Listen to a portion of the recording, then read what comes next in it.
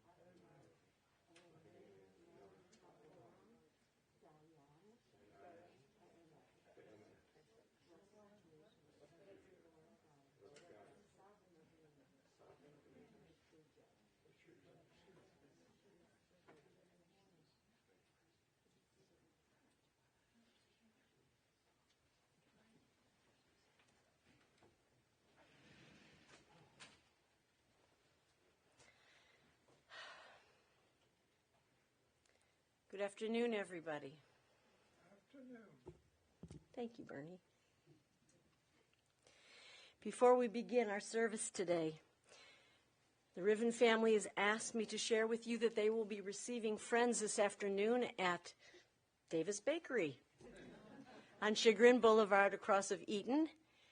They will be there from 3 until 6 p.m., and they are actually looking forward to seeing everyone and to hearing more stories, more Thelma stories, so that she will have an elevation. Her soul, her neshama, will completely be elevating all day long.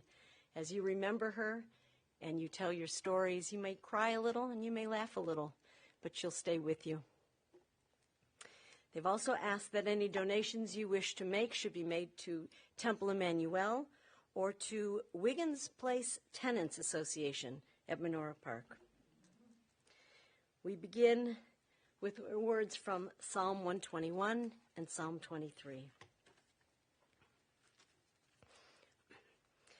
I lift my voice when all is dark. Into God's hands I place my heart. Biado of kiruchi, I'm not afraid. Adonai li.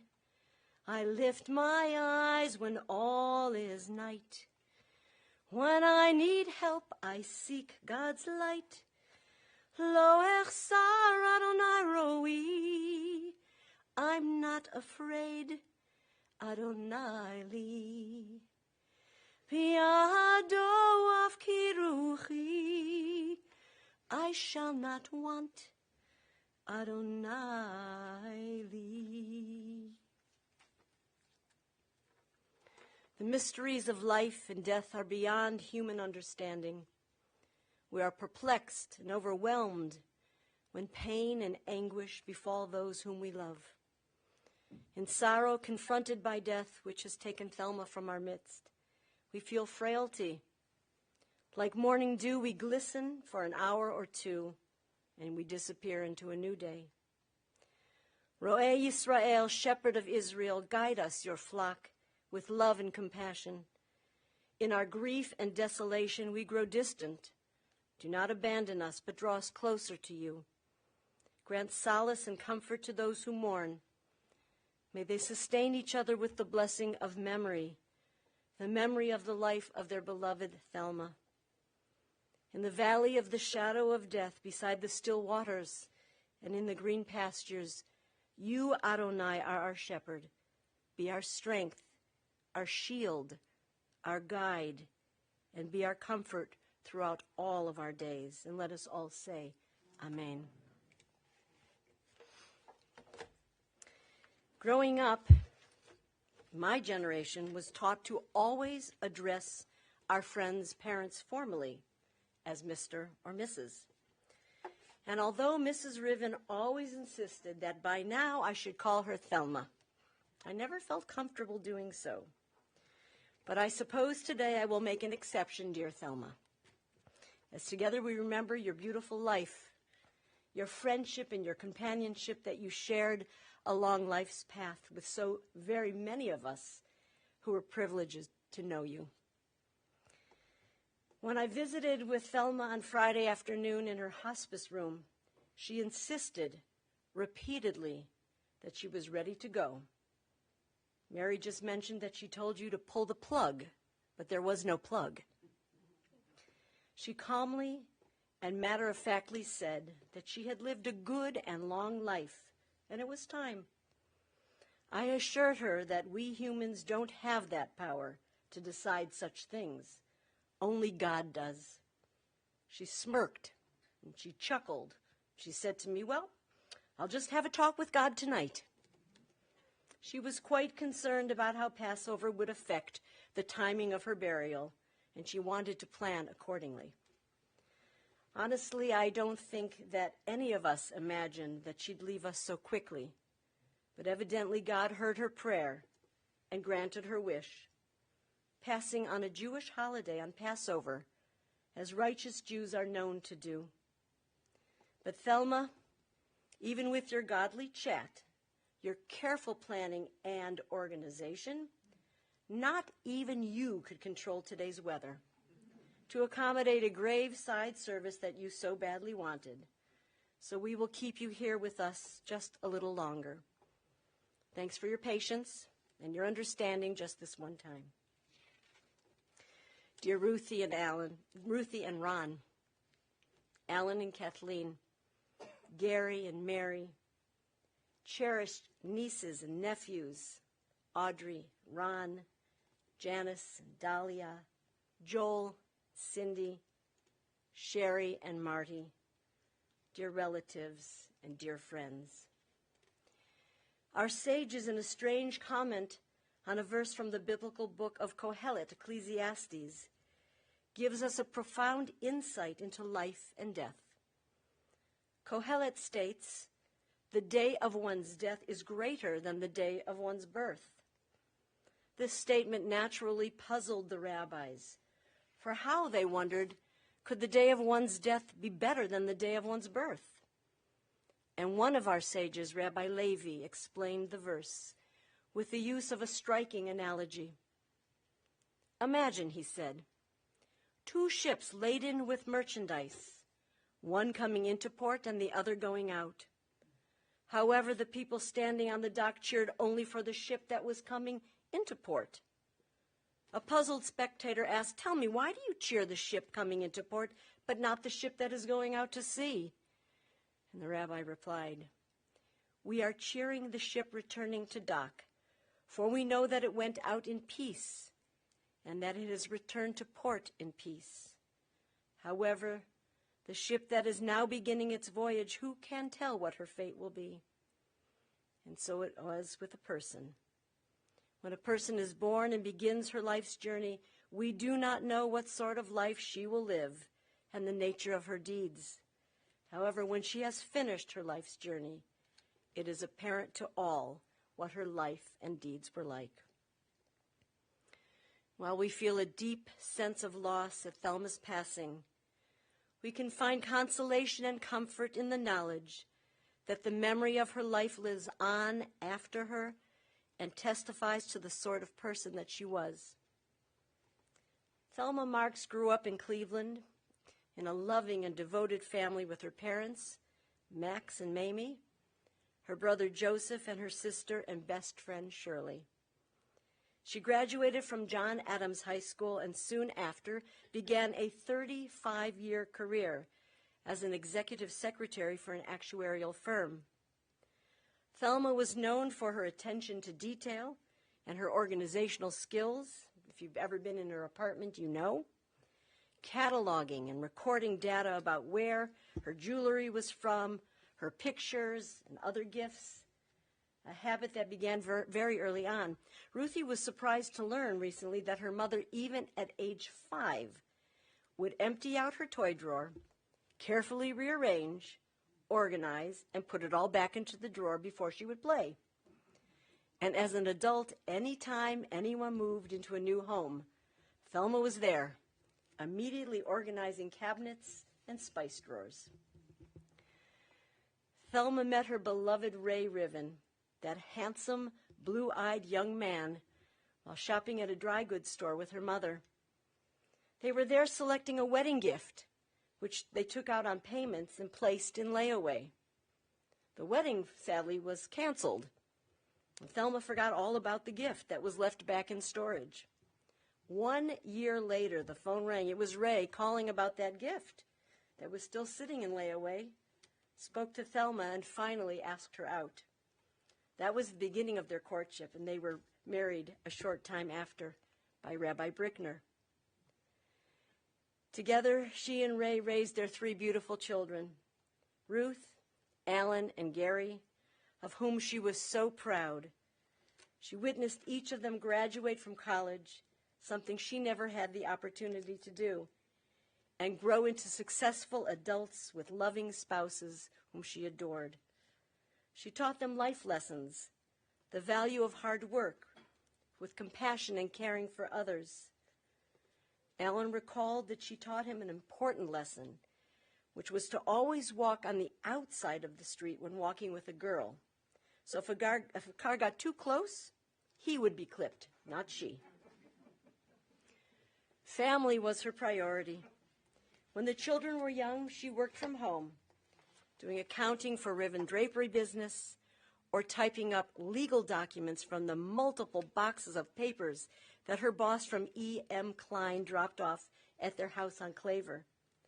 The kids still remember the sound of the typewriter clacking away late into the night from their bedrooms. Their home was Holiday Central, where they celebrate a huge Thanksgiving dinner every year with the extended family, the aunts and uncles and cousins, the menu never changing, always including whiskey sours and chopped liver, and Thelma's famous coffee or cheesecakes. The cousins vacationed together in Oglebay State Park, Lake Plata, Seven Springs in Pennsylvania. They shared a small cabin with 6 cousins crammed upstairs in the bedroom, and their parents were downstairs. The relationship she shared with her sister Shirley and brother-in-law Carl only strengthened throughout the years and included multiple daily phone calls. When Shirley lived in Florida and long-distance calls were too expensive, they would write letters to one another, carrying on as if a conversation, writing about their housework, discussing how they did the laundry, and when they made kasha. For Thelma, friends became family, and family became friends. Not only did she teach Ruth, Alan, and Gary to ride bikes and to swim, she taught the neighbors' kids too. Together, she and Ray volunteered tirelessly throughout the city with Jewish Family Service. She worked with Life Alert, Meals on Wheels, and they humbly received numerous awards and accolades, including Temple Emmanuelite of the Year. Thelma never considered volunteering as work. She claimed that she was merely doing for others, just as she learned as an example set by her own mother. Thelma and Ray were founding members of Temple Emmanuel and became very involved in all that it had to offer. They joined the Couples Club, study groups, head of the Usher Corps, and traveled to Israel with their beloved Rabbi Green of blessed memory. Thelma volunteered to man the phones while the temple staff was at lunch. I think it was only on Wednesdays, actually, juggling the stuffing of thousands of envelopes while punching multiple phone extensions on the new confusing phone system that had just been installed. We often got calls for other people because she wasn't sure which one to press. Thelma never slowed down.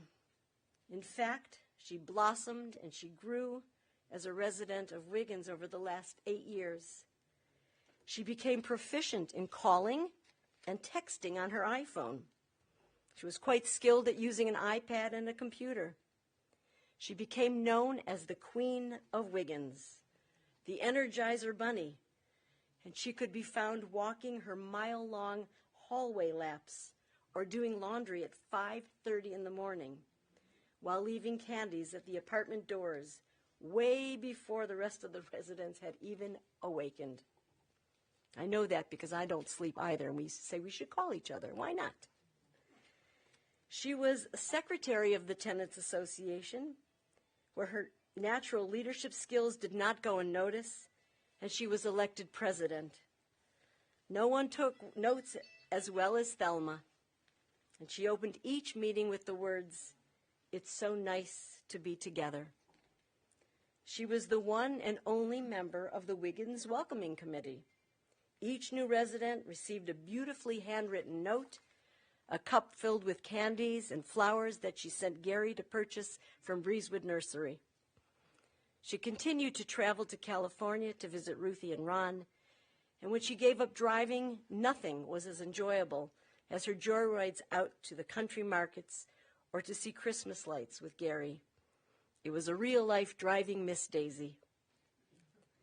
She never missed sending a birthday card or an anniversary card or making a phone call to wish someone well. And if you were lucky enough, you probably received a Pringles can filled with her perfectly sized homemade chocolate chip cookies that she kept stashed away in her freezer.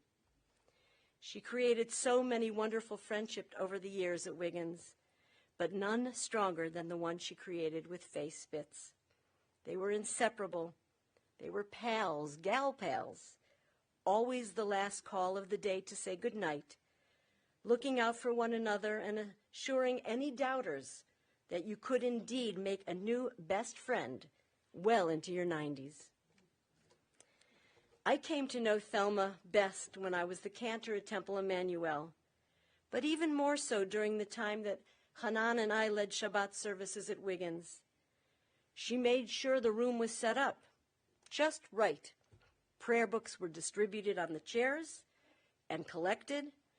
The Kiddush cup was overflowing with wine, and the Shabbat candles perched perfectly in their holders with a box of matches close by. She honored us by lighting the candles and reciting the blessing by heart at each monthly service, but was eager to let me know after the service when I didn't chant the melody she liked best to a prayer that she knew. She shared poems with me to read at funeral services and told me by heart the very last paragraph of the wedding speech that Rabbi Brickner blessed her and Ray with at their own wedding over 75 years ago, which I still incorporate into my wedding speeches for couples today.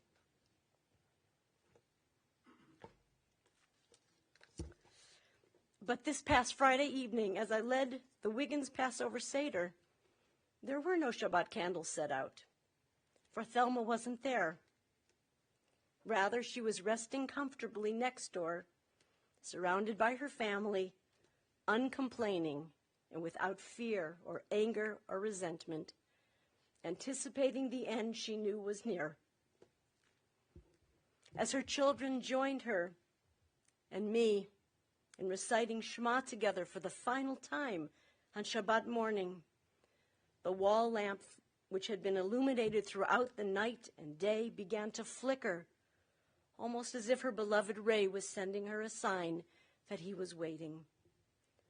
And while Thelma enjoyed a vibrant, healthy, full life, the last few years, it was truly enhanced and enriched by the love from Ruthie and Alan and Gary, Ron and Kathleen and Mary and her nieces and nephews and great-nieces and nephews through their calls and visits, her weekly Davis Bakery delivers from Jan and Cindy, and her homemade goodies from Sherry. She remained a classy, caring, unconditionally loving, compassionate, funny, and even a little bit stubborn lady up until her very last breath. She would have had it no other way. No more eloquent eulogy, no better summary of Thelma Rivin's life can be given than to say that her family consider themselves blessed because she was their mother, their aunt, and a dear relative. May her life and her deeds continue to inspire, to influence, and guide us all in the months and years ahead, and may her memory continue with us as an everlasting blessing.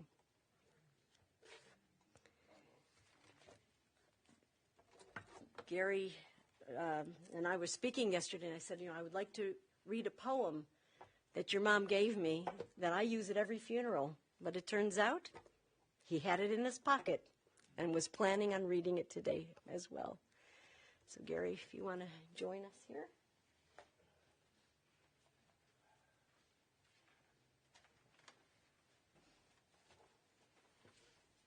This is going to be hard.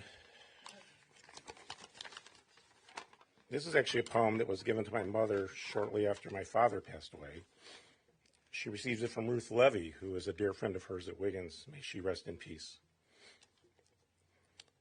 It was actually from my dad, so it was originally titled He Is Gone, but it's very applicable for my mom, so I'm just going to change the he to she.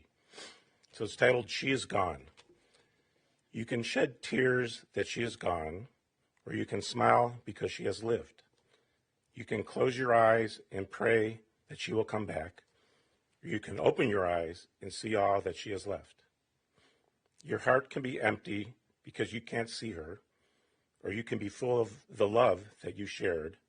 You can turn your back on tomorrow and live yesterday, or you can be happy for tomorrow because of yesterday. You can remember her and only that she is gone, or you can cherish her memory and let it live on.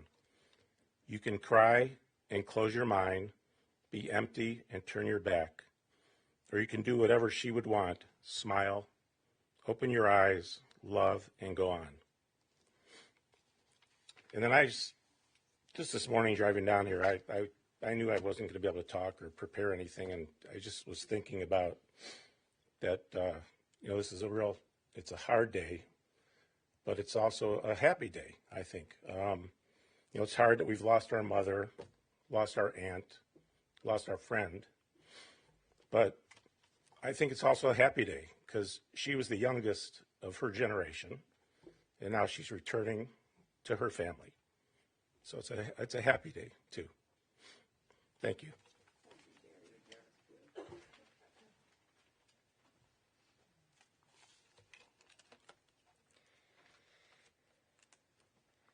To know Thelma was to love her. Always impeccably dressed. I was always impressed, and I would say, I really like that necklace. Let me know when you're done with it. She wore sweater sets, matching everything so perfectly. She was really a fashionista. She never walked around Wiggins. You never saw her schleppy. She was always tip-top, right? She didn't complain about anything in public, but she didn't like the food at Wiggins in private. She tried to take care of it. Never really worked out, did it? If she didn't like the food, she would tell me, I ordered a large salad. Everybody else would be calling and hocking and clocking. She just had a salad. She always had a kind word. She was always lovely. She always made us laugh. She always said she was the nasty one between her and Ray. And I said, not possible. She said, oh yeah. She had a little bit of spice to her. We will miss her so much. Each time we are back at Wiggins doing services with the residents, we will miss her front and center each time. I hope that you are comforted by all these people that are here and all the calls and texts and emails that you've received and will continue to receive. And I know that we will continue to mention her and to talk about her. Think of her walking up and down the halls up and down the metal stairwell scared me every time. But that's what she did. She wanted to stay in shape. She was upright until the very, very last moment of her life. In the rising of the sun and in its going down, we will remember her. In the blowing of the wind and in the chill of winter, we will remember her. In the opening of buds and in the rebirth of spring, we will remember her. In the rustling of leaves and in the beauty of autumn, we will remember her. In the beginning of the year and when it ends, we will remember her. When we are weary and in need of strength, we will remember her. When we are lost and sick at heart, we will remember her. And when we have joys that we yearn to share, we'll remember her. So long as we live, Thelma too shall live, because she is a part of all of us as we remember her. Adonai Natan v'Adonai Lakach, Yehi Shem Adonai Mevorach. God, you have given, you gave us Thelma Rivin, and now you have taken her away. Blessed be the name of God. For those who are able to rise for El Malei Rachamim.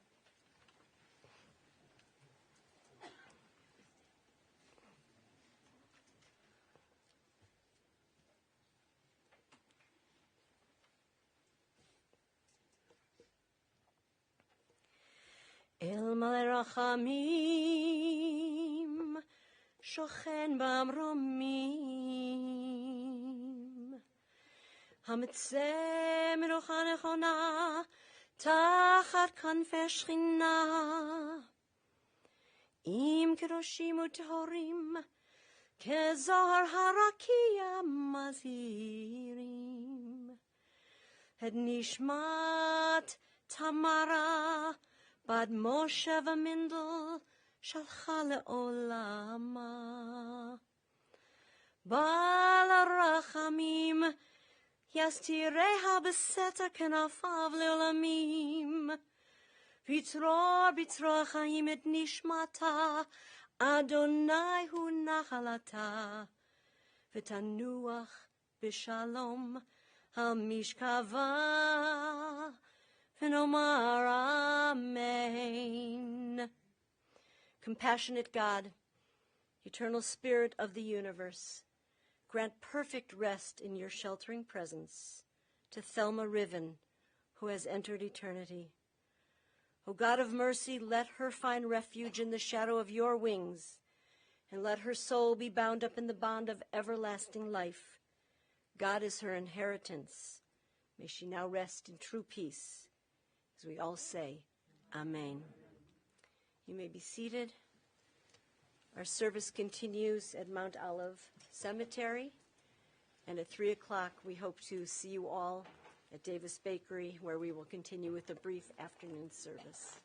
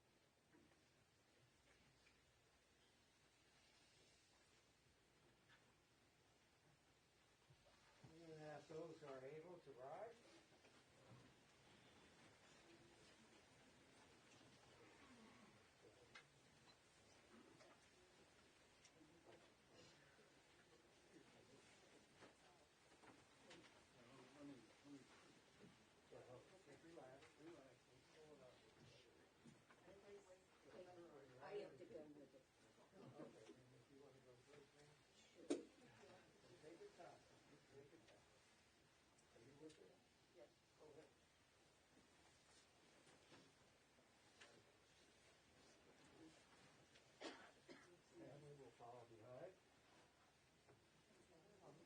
And to the right are your cars. You'll go to the right. The interment will be at Mount Olive Cemetery. We ask those who are going to that service, please return directly to your cars and put on your headlights and your hazard flashes. Okay? If you parked over on this side, you can exit right out through here. Otherwise, those who go to the cemetery, exit from the rear of the car. We're going to go out that way.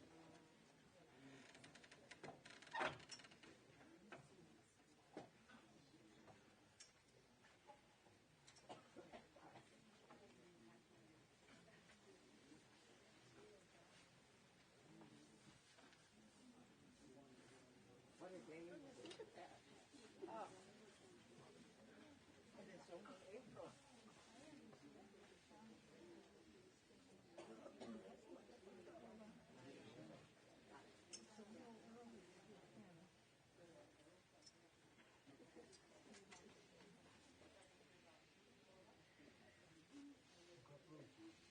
Oh my gosh. The weather. Welcome to Cleveland. Seriously.